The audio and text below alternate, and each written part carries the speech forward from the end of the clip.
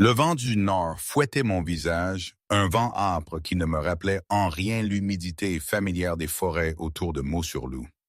Chaque bourrasque semblait emporter un peu de l'ancienne Marie, celle qui se cachait dans l'ombre des archives qui rasaient les murs.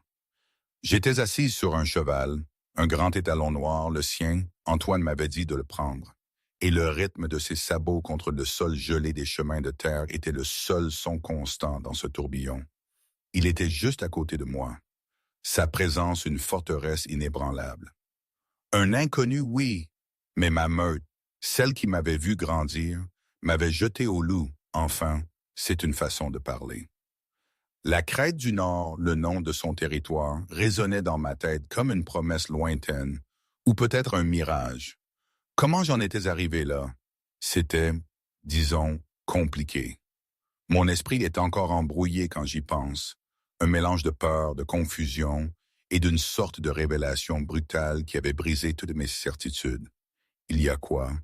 Une semaine à peine? 2. Le temps s'étirait et se compressait d'une manière absurde.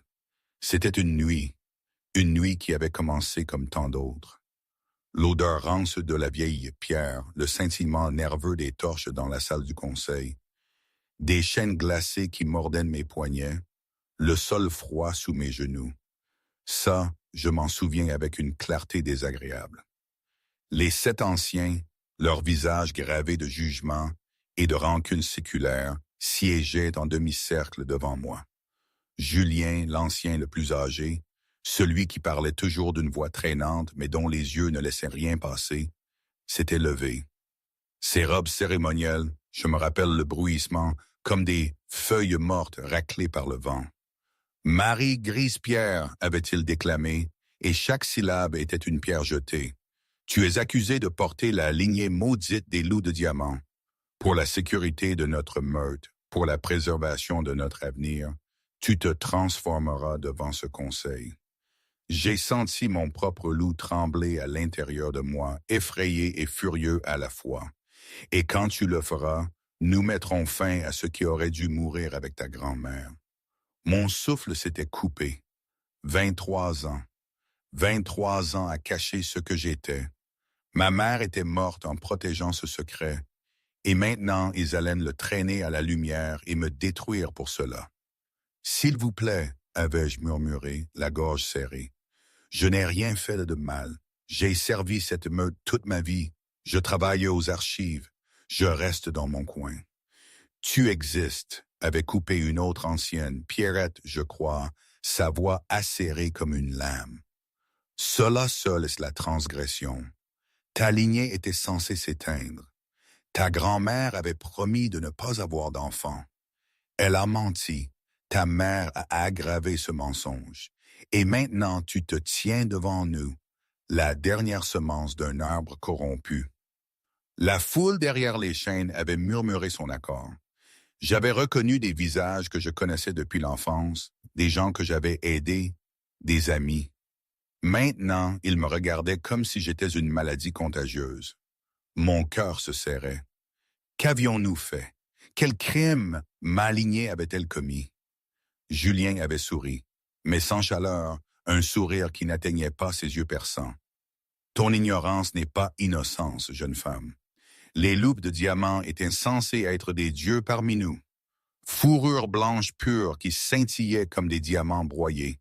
Des yeux qui pouvaient ne voir à travers n'importe quelle tromperie. Une force qui faisait passer les alphas pour des chiots. Ta grand-tante ou arrière-grand-mère, la dernière vraie louve de diamants, a failli détruire toute notre meute avec son pouvoir. Elle pouvait obliger n'importe quel loup à lui obéir.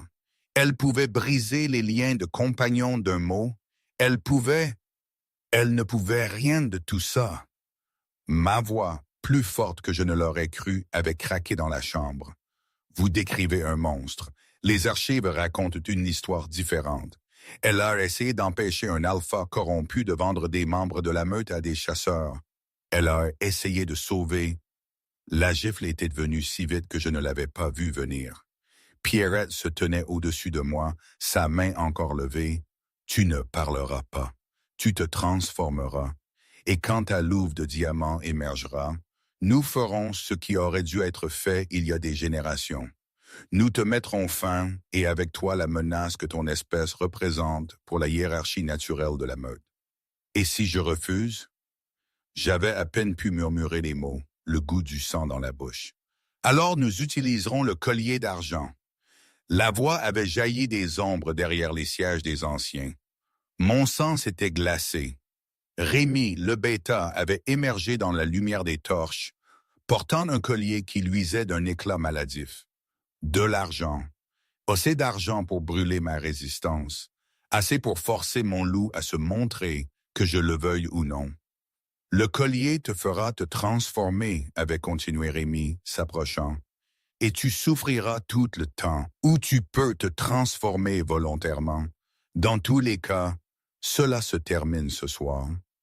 J'avais cherché désespérément un regard bienveillant dans la chambre. Les chaînes, le collier, les anciens qui avaient déjà décidé mon sort, la foule qui voulait mon sang parce qu'on leur avait appris à craindre ce qu'ils ne comprenaient pas. Personne ne viendrait me sauver. J'avais fermé les yeux. « Je suis désolé, maman, avais-je murmuré. J'ai essayé de tenir ma promesse. » La transformation avait commencé comme toujours. Une sensation de tiraillement profond dans ma poitrine, les os qui commençaient leur réarrangement familier. Mais alors que ma louve montait à la surface, quelque chose d'autre s'était produit. Quelque chose qui ne s'était jamais passé lors de toutes mes transformations secrètes dans la forêt profonde, là où personne ne pouvait me voir. De la lumière, ça avait commencé dans ma poitrine et ça avait rayonné vers l'extérieur, pure et blanche et brillante comme un soleil d'hiver. Les chaînes autour de mes poignets avaient commencé à luire, puis à craquer, puis à se briser en morceaux. Ma forme humaine avait cédé la place à ma louve, et alors que j'atterrissais sur 4 pattes, toute la chambre était tombée silencieuse. Ma fourrure était blanche, mais pas le blanc crème d'un loup arctique, ni le blanc sale du camouflage hivernal.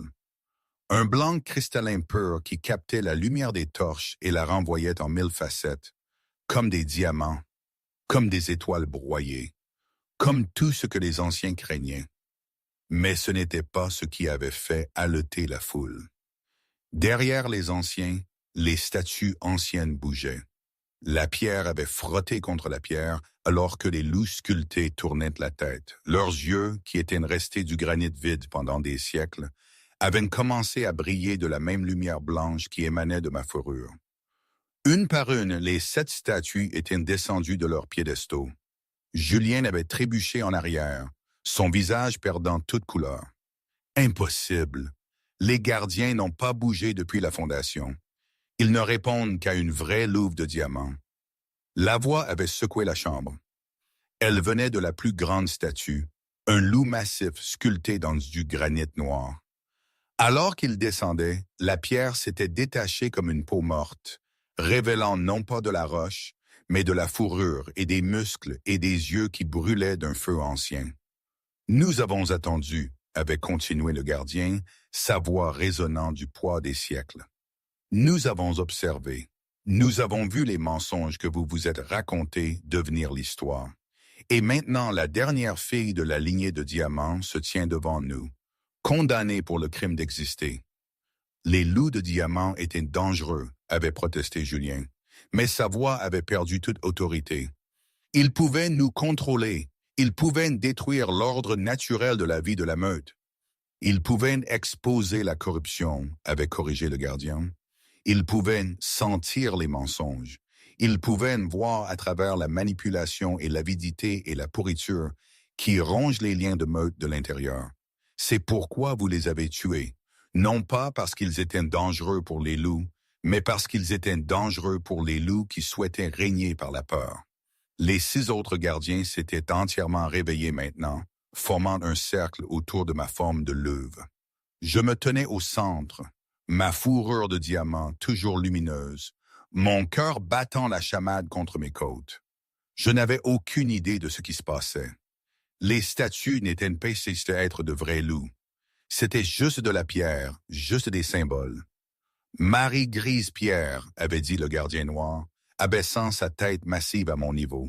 Fille de Liana, petite fille de Miranda, sang de la lignée de diamants. Sais-tu ce que tu es? Ma louve avait secoué la tête. Je n'avais pas de voix sous cette forme, mais le gardien semblait comprendre. Tu es la première vraie louve de diamants, née depuis 4 générations. Ta mère portait le sang, mais n'était pas une louve de diamants complète. Ta grand-mère de même. Elle pouvait se cacher parce que leur louve était ordinaire, mais toi, les yeux du gardien avaient balayé ma forme lumineuse. Tu es ce qu'ils ont essayé d'effacer. Tu es la preuve qu'aucune lignée, peu importe comment ils la traquent, ne peut être entièrement éteinte. Alors, nous allons en finir maintenant. Rémi s'était jeté en avant avec le collier d'argent, mais il ne m'avait jamais atteinte. Un des gardiens s'était déplacé avec une vitesse impossible, se plaçant entre nous. Le collier d'argent avait cliqueté sur le sol. « Écarte-toi. C'est l'affaire de la meute. » « C'est devenu notre affaire au moment où tu as tenté d'exécuter une louve innocente pour le crime de son ascendance, » avait grogné le gardien. Les lois fondatrices sont claires. Une louve de diamant ne peut être jugée par un conseil inférieur. Seul un alpha de lignée pure peut prononcer une sentence. Pierrette avait retrouvé sa voix, bien qu'elle tremblât. Nous n'avons pas d'alpha de lignée pure. Les exigences sont impossibles. Les 2 parents doivent être nés alpha et le loup ne doit porter aucun trait récessif. De tels loups n'ont pas existé depuis plus d'1 siècle. Ce n'est pas tout à fait exact. Toutes les têtes de la chambre s'étaient tournées vers l'entrée. Un homme se tenait dans l'embrasure de la porte et ma louve était devenue complètement immobile. Je ne l'avais jamais vu auparavant, mais je le reconnaissais. Mon loup le reconnaissait. La reconnaissance était instantanée et absolue et terrifiante dans son intensité. Il était grand, avec des cheveux noirs qui tombaient sur son front et des yeux de la couleur de l'ambre dans la lumière du feu. Il portait de simples vêtements de voyage, mais il se déplaçait comme un roi entrant dans sa salle de trône, parfaitement confiant, complètement conscient de l'espace qu'il commandait. Et son odeur, mon loup avait gémi doucement dans ma gorge. Peine et vent d'hiver et quelque chose de sombre et de sauvage qui me donnait envie de me dérober la gorge et de me presser contre lui et de fuir tout à la fois. Mon nom est Antoine Nuit-Épine, avait-il dit, avançant dans la chambre avec une lenteur délibérée. Alpha de la crête du Nord. Mes 2 parents sont nés alpha. Je ne porte aucun trait récessif et j'ai voyagé 300 kilomètres parce que j'ai entendu une rumeur selon laquelle quelqu'un dans cette meute reculée essayait d'assassiner la dernière louve de diamants existante. Il s'était arrêté devant les anciens, son regard les balayant avec un mépris évident. Imaginez ma surprise de constater que la rumeur était vraie. Julien s'était redressé, essayant de retrouver une certaine autorité. Ce n'est pas votre meute, Alpha Nuit-Épine. Vous n'avez aucune juridiction ici. En fait, si. Les lois fondatrices que vous venez d'invoquer donnent à tout alpha de lignée pure le droit d'intervenir dans l'exécution d'une louve de diamants. J'invoque ce droit. Le procès est terminé. La jeune femme est sous ma protection. Vous ne pouvez pas juste... Je peux, je le fais. Et si quelqu'un dans cette pièce tente de lui faire du mal, il devra répondre à moi et à ma meute. Nous sommes plus de 300. Combien avez-vous? 70? 80? Le sourire d'Antoine était tout en dents. Choisissez vos prochains mots très attentivement. La chambre était tombée silencieuse. Même Rémi était resté immobile, sa main posée sur le couteau à sa ceinture, mais ne le tirant pas. Personne ne voulait commencer une guerre qu'il ne pouvait pas gagner. L'alpha dit la vérité, avait dit le gardien noir. La loi est ancienne et absolue. La jeune femme est maintenant sous sa juridiction. Si un loup ici souhaite contester cela, il peut le faire par un combat formel. Sinon, ce procès est clos. Bien, avait craché Julien. Prenez-la. Mais sachez ceci, Alpha Nuit-Épine. Cette fille est une malédiction. Elle n'apportera que des problèmes à votre meute. Les loups de diamants sont appelés ainsi parce qu'ils sont beaux et rares, et complètement inflexibles. Ils se briseront avant de plier. Vous verrez. Antoine n'avait pas répondu à l'ancien. Au lieu de cela, il avait tourné son attention vers moi, et quand nos yeux s'étaient rencontrés, j'avais senti le monde basculer. Mon loup voulait se transformer en arrière, voulait lui parler, voulait... Je n'avais même pas de mots pour ce que mon loup voulait. L'attraction était magnétique, instinctive, accablante. « Pouvez-vous vous transformer en arrière ?» m'avait-il demandé, sa voix plus douce maintenant. « Ou avez-vous besoin de temps ?» J'avais fermé les yeux et cherché ma forme humaine. La transformation était plus facile cette fois, la lumière s'estompant alors que mon loup se retirait. Quand j'avais rouvert les yeux, j'étais agenouillé sur le sol en pierre dans ma simple robe, mes longs cheveux noirs tombant sur mes épaules.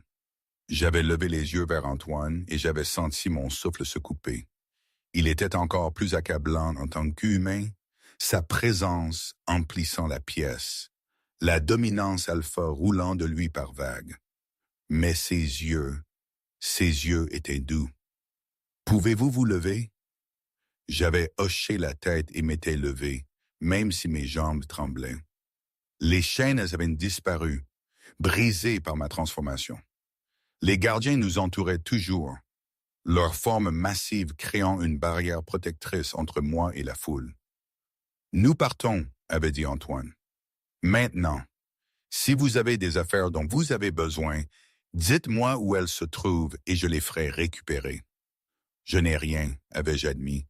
Juste le journal de ma mère dans ma chambre aux archives, c'est tout. Alors nous l'aurons, venez. Il m'avait tendu la main et j'avais fixé. Cet homme était un étranger. Je ne savais rien de lui, sauf son nom et sa meute. Mais l'alternative était de rester ici où les anciens trouveraient un autre moyen de me tuer dès que cet alpha partirait. J'avais pris sa main. Le contact m'avait traversé le corps d'un choc, des étincelles, de l'électricité, de la chaleur. C'était comme rentrer à la maison et sauter d'une falaise tout à la fois. Les doigts d'Antoine s'étaient refermés sur les miens et j'avais vu ses yeux s'écarquiller légèrement. Il l'avait senti aussi. « Avant de partir, » avait dit le gardien noir, se tournant pour s'adresser à nous deux, « vous devez comprendre ce qu'elle est, ce que les loups de diamant étaient vraiment. » Antoine avait hoché la tête. « J'écoute. Les premiers loups furent créés par la déesse de la lune pour guider et protéger les meutes. Mais avec le temps, certains loups devinrent forts et commencèrent à utiliser cette force pour dominer plutôt que pour servir. Ils manipulèrent les liens de meute. Ils forcèrent la soumission par la peur. Ils transformèrent la connexion sacrée entre les compagnons en chaîne de contrôle. Le regard des gardiens s'était posé sur moi. La déesse de la lune fut affligée par ce que ses enfants étaient devenus. Alors elle créa une nouvelle lignée, des loups dont la fourrure brillait comme des diamants au clair de lune, dont les yeux pouvaient percer n'importe quelle tromperie, dont la présence rappelait à tous les loups ce qu'ils étaient censés être, non pas des conquérants, non pas des tyrans, mais des gardiens.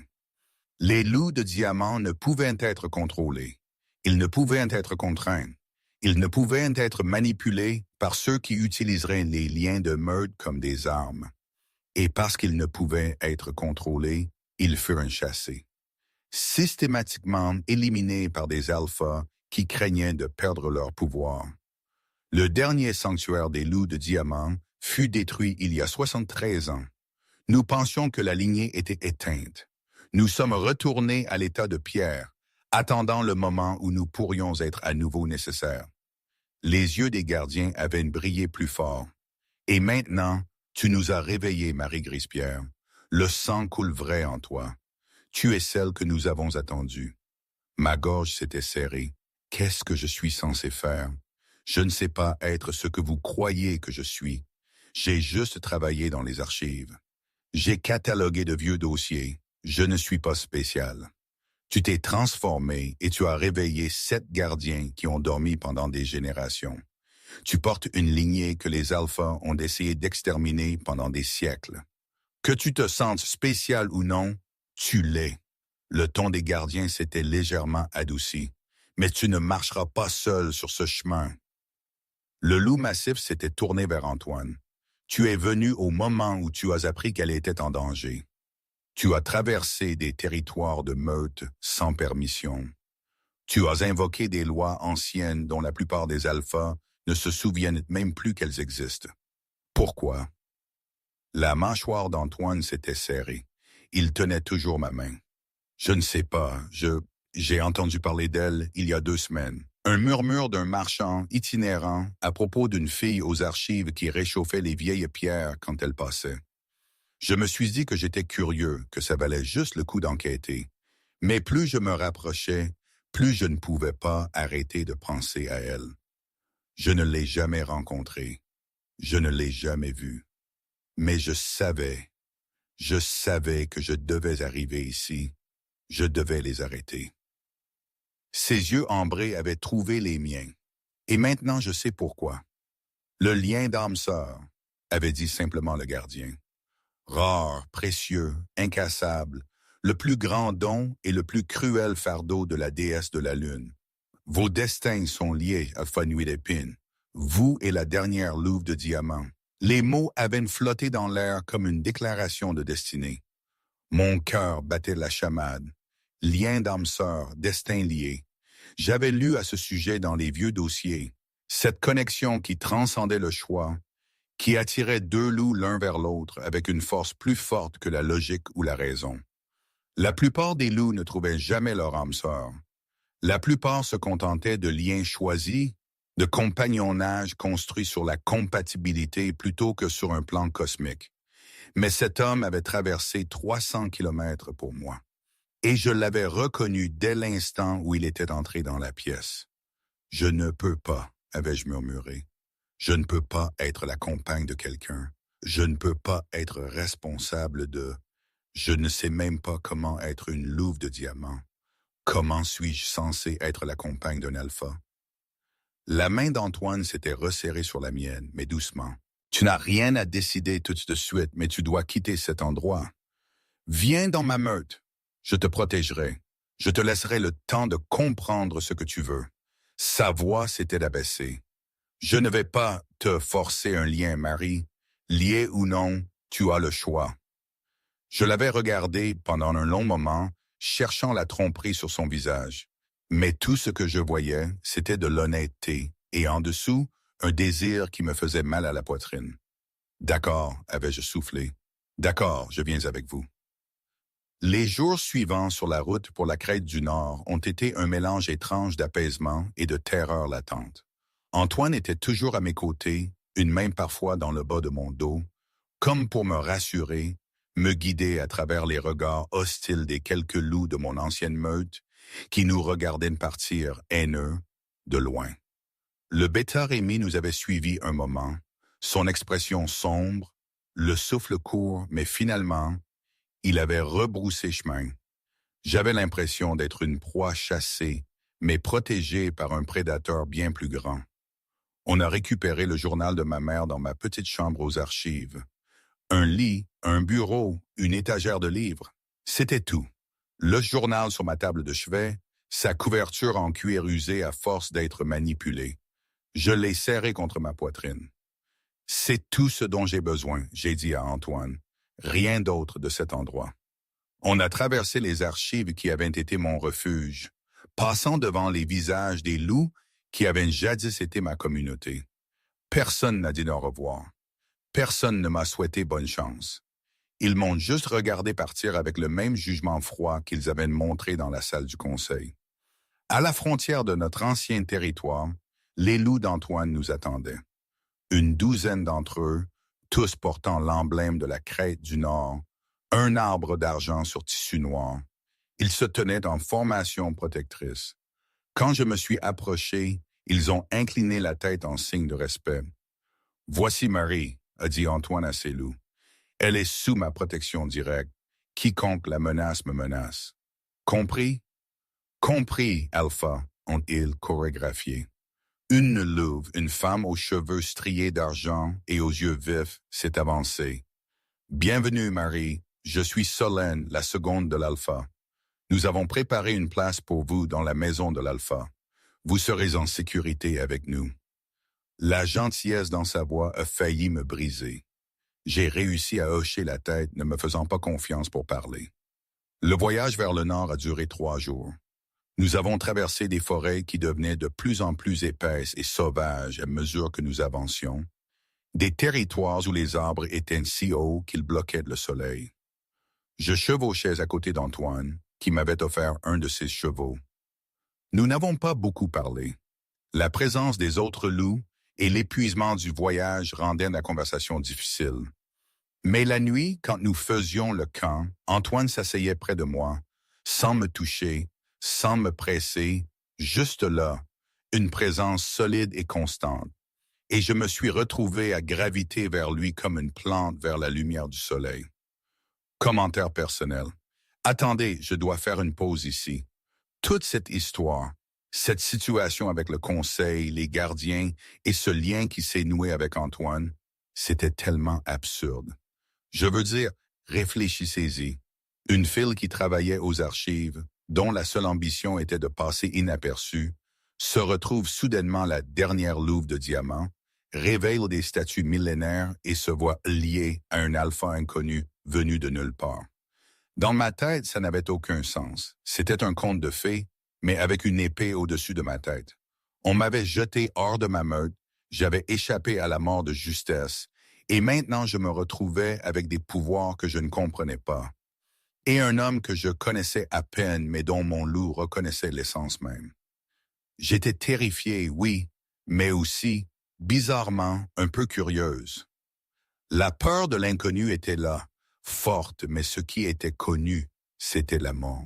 Alors, peut-être que l'inconnu n'était pas si mauvais, au fond. C'est fou, non? Bref, revenons à la suite de cette drôle d'aventure. La deuxième nuit, j'ai finalement posé la question qui me brûlait les lèvres. Pourquoi êtes-vous vraiment venu me chercher? Vous avez dit que vous aviez entendu parler des pierres qui se réchauffaient quand je passais, mais ce n'est pas suffisant pour voyager 300 kilomètres. Qu'est-ce qui vous a fait penser que je valais la peine d'être sauvé? Antoine a fixé le feu de camp pendant un long moment. Ma mère était une porteuse du sang de loup de diamant, a-t-il dit finalement. Elle ne s'est jamais transformée en une. Son loup était ordinaire, mais elle me racontait des histoires sur sa grand-mère, qui était une vraie louve de diamant. Comment elle pouvait déceler les mensonges? Comment elle a essayé d'empêcher un conseil corrompu de vendre des membres de la meute à des chasseurs? Mon souffle s'est coupé. C'était mon arrière-arrière-grand-mère. Les registres disaient qu'elle avait eu une fille qui avait quitté la meute, mais personne ne savait où elle était allée. Elle est allée au nord, dans ma meute. Elle s'est liée avec mon arrière-arrière-grand-père et a vécu caché le reste de sa vie. Antoine s'est tourné pour me regarder, la lumière du feu se reflétant dans ses yeux ambrés. Ma mère m'a fait promettre que si j'entendais un jour parler d'une autre louve de diamant, je la protégerais. Elle disait que que nos lignées étaient connectées par plus qu'une simple histoire partagée. Elle disait, il a hésité, elle disait que je les reconnaîtrais quand je les trouverais, que mon loup reconnaîtrait ce que nous avions perdu. Votre loup m'a reconnu. Au moment où je suis entré dans cette chambre et que je vous ai vu vous transformer, mon loup a failli déchirer ma peau pour vous atteindre. Je n'ai jamais rien ressenti de tel. Sa main s'est approchée de la mienne, puis s'est arrêtée juste avant de toucher. Je sais que c'est bouleversant. Je sais que vous avez peur, mais je dois vous faire comprendre. Je ne suis pas venu pour vous revendiquer. Je suis venu pour vous sauver. Ce qui se passe après est entièrement votre choix. Ma main a comblé la distance entre nous, mes doigts effleurant les siens. L'étincelle était toujours là, chaude et électrique. Je veux vous connaître, ai-je admis. Je ne sais pas si je suis prête pour un lien d'âme sœur ou ce que signifie être une louve de diamant ou tout ça, mais je veux vous connaître. Le sourire d'Antoine était comme un lever de soleil. Alors nous commencerons par là. Paragraphe original. Parfois, la nuit, dans la solitude des forêts de Meaux-sur-Loup, avant que ma vie ne bascule, je rêvais d'ailleurs. Pas forcément d'une autre meute, non. Juste d'un endroit où je pourrais respirer, où le poids du secret ne serait pas si lourd. Mon père, il n'était pas souvent présent, toujours en patrouille ou je ne sais quoi, mais il avait une fois dit en regardant la carte, le monde est vaste, Marie. Ne te laisse jamais enfermer dans un seul recoin. Je pensais à lui maintenant. Il parlait des horizons lointains, des montagnes qu'on ne voyait jamais de chez nous. Je ne savais pas vraiment ce que cela signifiait jusqu'à ce voyage. C'était la première fois que je quittais les limites que je connaissais. Et si le monde était vraiment vaste, alors peut-être que j'avais ma place quelque part, même si je ne savais pas encore où. La crête du Nord était différente de toutes les meutes que j'avais jamais vues.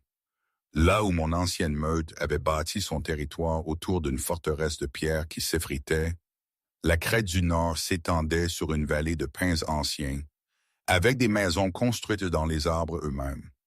Des passerelles suspendues reliaient les habitations, et partout où je regardais, je voyais des loups se déplacer avec une confiance aisée. Ils ne me regardaient pas avec suspicion. Ils souriaient.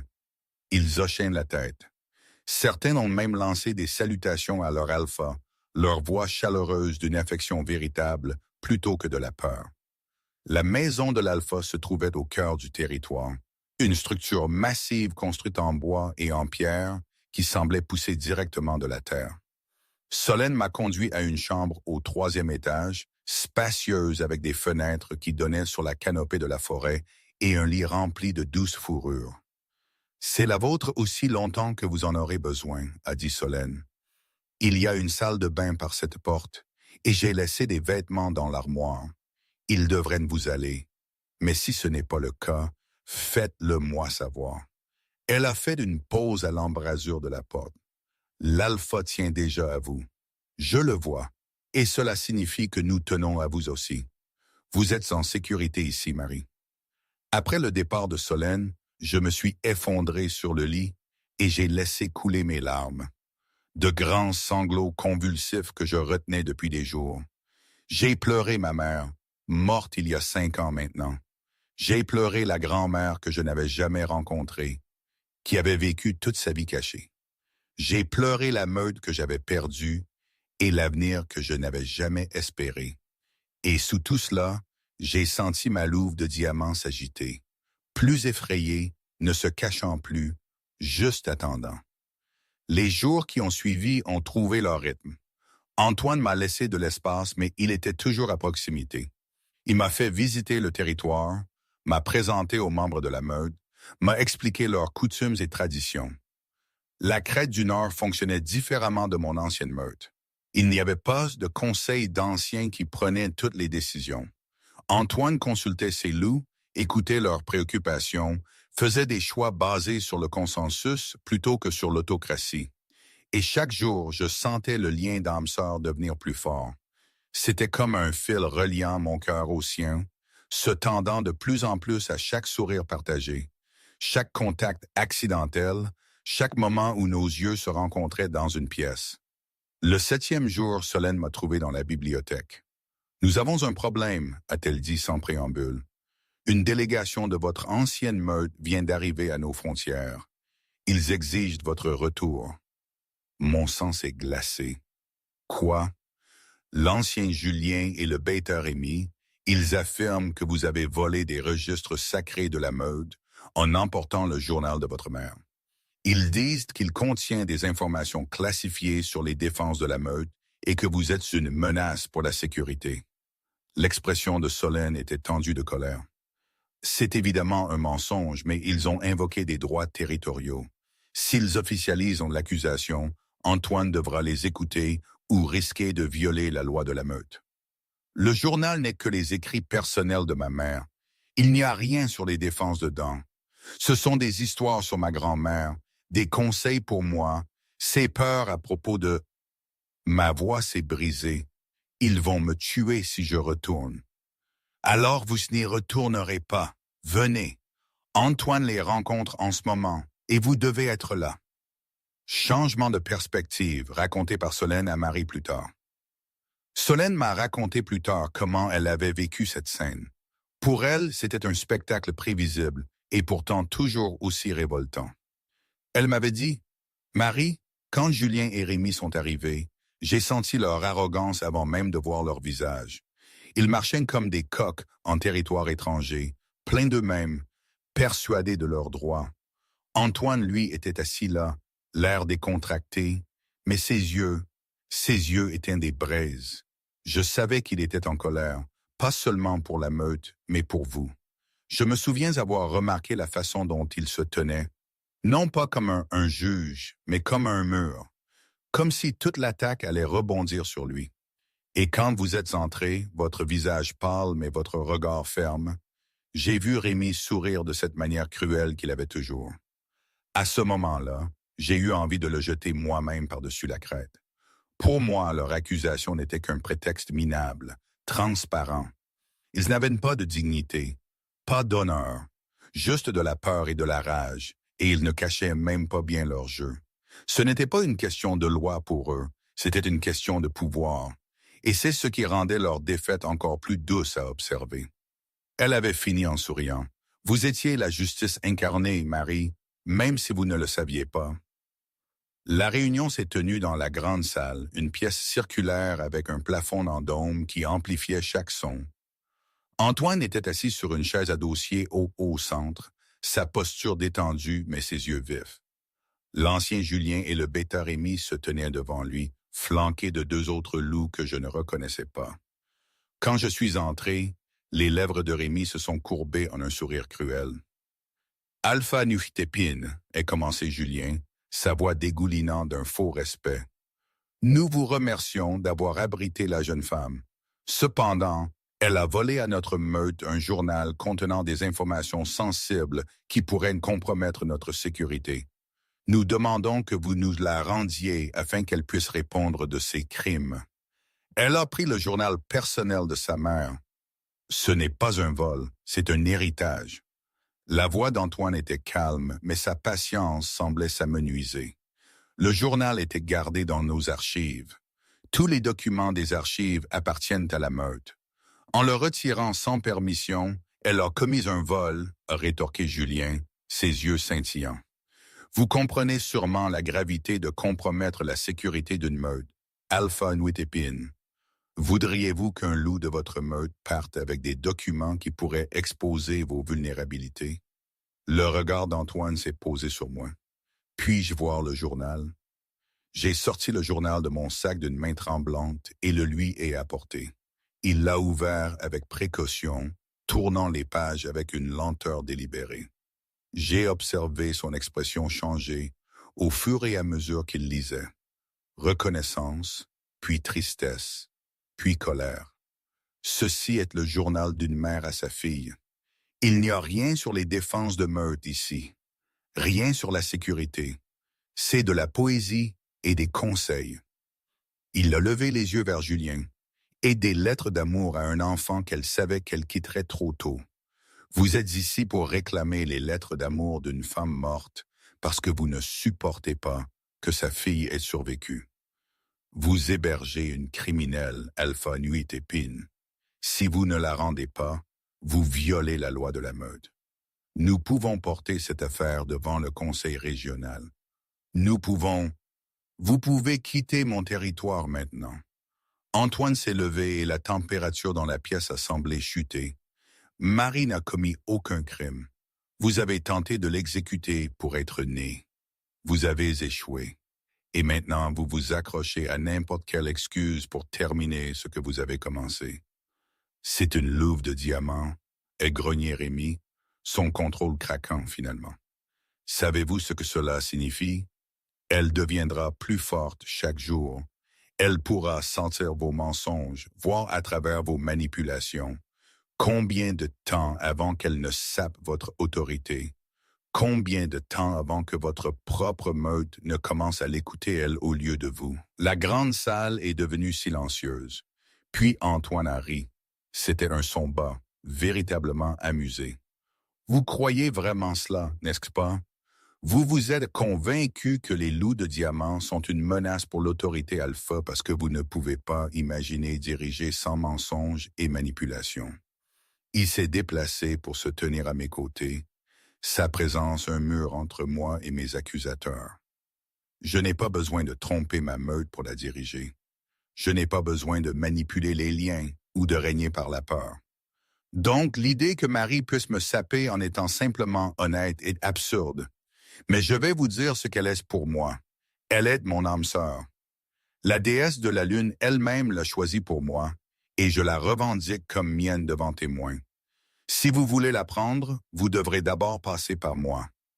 Les mots m'ont frappé comme une force physique. Ils m'avaient revendiqué publiquement, devant mon ancienne meute et ses propres loups, qui s'étaient rassemblés aux abords de la salle. Le lien d'âme sœur s'est enflammé entre nous. Plus une douce attraction, mais un feu rugissant. Antoine s'est tourné vers moi, ses yeux ambrés cherchant mon visage.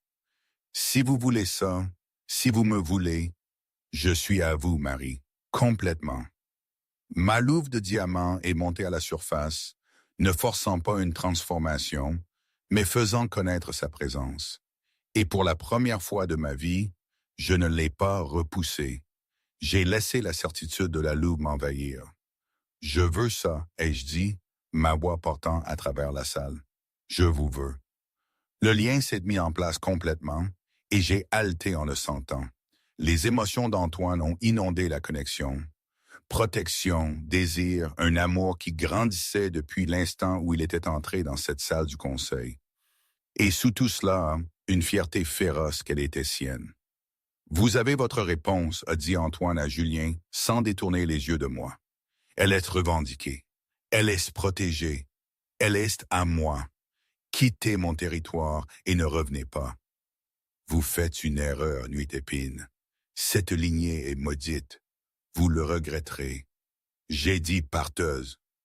L'ordre portait une dominance alpha si forte que même Julien et Rémi ont dû lutter pour ne pas montrer leur gorge en soumission. Ils ont reculé vers la porte, leur visage tordu de rage et d'humiliation. Mais avant qu'ils n'atteignent la sortie, quelque chose s'est produit. Le sol de pierre a commencé à luire. J'ai baissé les yeux et j'ai vu des symboles apparaître sous mes pieds. Une écriture ancienne dans une langue que je ne reconnaissais pas.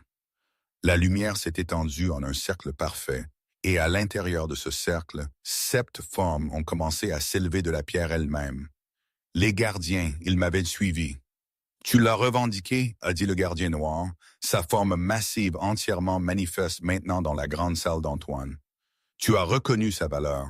Tu as choisi de te tenir avec la dernière louve de diamant, plutôt que de la craindre. Pour cela, nous t'accordons notre bénédiction. Les yeux des gardiens se sont fixés sur l'ancien Julien et le bêta Rémi qui étaient figés de terreur. Et vous qui avez chassé et assassiné et essayé d'effacer une lignée entière, sachez que le temps de votre pouvoir est terminé. La déesse de la lune voit, les gardiens témoignent. Votre meute est déchue. Vous ne pouvez pas. Nous avons des droits. Vous n'avez rien. Retournez sur votre territoire et préparez-vous. Le conseil régional sera informé de vos crimes. Chaque louve de diamant que vous avez tué, chaque registre que vous avez détruit, chaque mensonge que vous avez raconté pour justifier un meurtre, tout sera mis en lumière. La voix du gardien s'est légèrement adoucie, et quand le jugement viendra, il sera absolu. Julien et Rémi ont couru. Ils n'ont pas marché, n'ont pas reculé avec dignité. Ils ont couru comme des loups, fuyant un incendie de forêt. Quand ils sont partis, le gardien s'est tourné vers moi et Antoine. Vous aurez besoin de nous dans les jours à venir. Les anciens pouvoirs se réveillent. Ceux qui craignent le changement se battront. Mais vous ne serez pas seuls. Merci, ai-je murmuré. Je ne comprends pas pourquoi vous m'aidez, mais merci. Nous avons été créés pour protéger des loups comme vous. Ce n'est pas de l'aide, c'est un but. Le gardien a incliné sa tête massive. Tu es la première louve de diamant à revendiquer son droit d'aînesse en 73 ans. Tu es celle que nous avons attendue. Et maintenant que tu as trouvé ton âme sœur, ton vrai pouvoir commencera à émerger. La main d'Antoine a trouvé la mienne. Quel pouvoir? Tu verras. En temps voulu, tu verras. Les gardiens se sont estompés dans la pierre. Leur présence se retirait, mais ne disparaissait pas. Je pouvais toujours les sentir, un poids chaleureux au bord de ma conscience, prêt à émerger si nécessaire. La salle a éclaté en conversation, des loups se parlant par-dessus les uns les autres avec excitation et émerveillement, mais je n'entendais que la voix d'Antoine alors qu'il me rapprochait. « Est-ce que ça va? » J'ai levé les yeux vers lui, vers l'homme qui avait parcouru 300 kilomètres pour me sauver, qui m'avait revendiqué devant des témoins, qui m'avait choisi alors que tout le monde me voulait morte. Le lien d'âme-sœur vibrait entre nous, chaleureux, juste et oui, parfait. Je vais plus que bien, je suis chez moi. Il a encadré mon visage de ses mains, son toucher doux malgré sa force. Je passerai chaque jour à prouver que vous avez fait le bon choix. Je vous protégerai, vous chérirai, je me tiendrai à vos côtés contre quiconque tentera de vous faire du mal. Je sais, je le sens à travers le lien. Antoine, je sens tout ce que vous ressentez. C'est accablant? C'est parfait. Il m'a embrassé alors devant toute sa meute et la grande salle s'est remplie de vivaces et de hurlements de célébration. J'ai senti ma louve de diamants déborder de joie. J'ai senti le lien se mettre en place comme la dernière pièce d'un puzzle que je ne savais pas incomplet. Quand nous nous sommes finalement séparés, Solène nous souriait. Je suppose que nous devrions commencer à planifier une cérémonie de lien. La plus grande cérémonie que la Crète du Nord ait jamais vue, est confirmé Antoine. Je veux que toutes les meutes de la région en soient témoins. Je veux qu'elle voie ce que je vois quand je la regarde. Pas une menace, pas une malédiction, mais un miracle. Les semaines suivantes, la nouvelle de la dernière louve de diamant et de l'alpha qu'il avait revendiqué s'est répandue. Certaines meutes ont envoyé des félicitations, d'autres des avertissements. Mais le conseil régional, après avoir entendu le témoignage des gardiens eux-mêmes, a dépouillé l'ancien Julien et son conseil de leur autorité. La meute qui avait tenté de me tuer a été placée sous une nouvelle direction. Des loups qui se souvenaient de ce que les meutes étaient censées être. Les anciens membres de ma meute qui voulaient partir ont trouvé refuge à la Crète du Nord. Beaucoup sont venus, y compris plusieurs qui se sont excusés les larmes aux yeux pour leur silence pendant mon procès. Et alors que le printemps se transformait en été, alors que j'apprenais à contrôler ma louve de diamant et que je découvrais que mon pouvoir n'était pas la domination, mais la clarté, la capacité de voir la vérité et d'exposer les mensonges sans forcer personne à quoi que ce soit, je me suis rendu compte de quelque chose de profond. J'avais passé toute ma vie à me cacher, croyant que j'étais dangereuse, croyant que je méritais la peur que les autres me montraient. Mais la vérité était plus simple et plus belle. J'étais exactement ce que la déesse de la lune avait voulu. Une louve qui pouvait guider les autres vers la vérité plutôt que de les pousser par la peur. Un diamant brut, poli par l'adversité, enfin autorisé à briller. La cérémonie de lien n'a pas été comme je l'avais imaginé. Les préparations étaient grandioses, oui. Les robes brodées que Solène m'avait aidé à choisir, le rassemblement de tant de loups. Mais le moment en lui-même, je n'en garde pas un souvenir précis, les émotions étaient trop intenses. C'était plus une impression, un tourbillon. Je me souviens d'Antoine, de sa main dans la mienne, de son regard rempli d'une telle certitude. Et aujourd'hui, vraiment, je n'en ai aucune idée. Chaque matin, quand le soleil se lève sur les pins de la Crète du Nord, je me demande encore si c'est réel, si ce bonheur, cette paix, ce sentiment d'appartenance sont durables. Parfois, je pense que c'était la meilleure chose qui pouvait m'arriver. Parfois, je pense que j'ai fait une erreur, que tout est allé trop vite, que je ne suis pas à la hauteur de cette destinée qu'on m'a jetée à la figure. Probablement les deux. C'est ça la vie, non? Rien n'est évident, rien n'est parfait. Mais c'est la mienne, et ça c'est quelque chose. Est-ce que nous avons bâti va tenir après tout ça? Je ne sais pas. Mais je suis là, et je ne me cache plus. Ça, c'est une victoire en soi.